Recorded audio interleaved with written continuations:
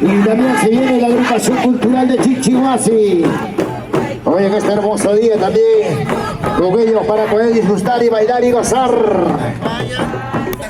Hoy nos encontramos con los amigos de Chinchihuasi en la ciudad capital de la Gran Lima.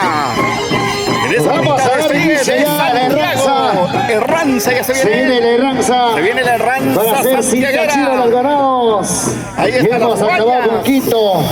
A ver, señoras y señores, queremos buenos lomeadores de la vaca, por favor.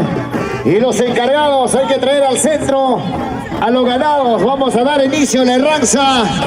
Y así invitamos ya, por favor, a la Asociación Cultural de Chichihuasi que pase. Vamos a dar inicio ya a la Herranza. A ver, invitamos a Asociación Cultural de Chichihuasi que pase. Vamos a dar inicio a la Herranza.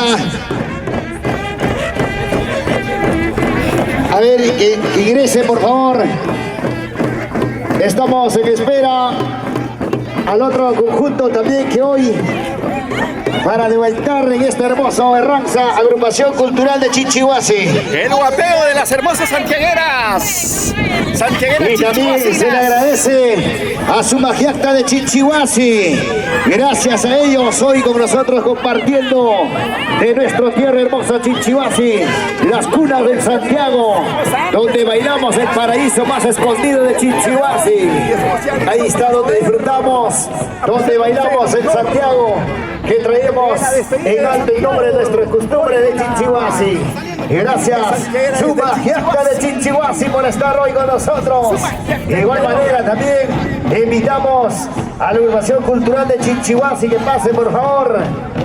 A ver, agrupación cultural de Chichihuasi, también hoy presente en este hermoso día con la familia Castro.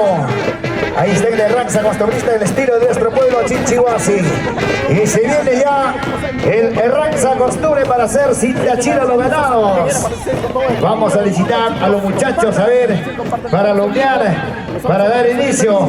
Ahora sí invitamos a la agrupación cultural de Chichihuasi. Todo listo, muchachos, también ahí.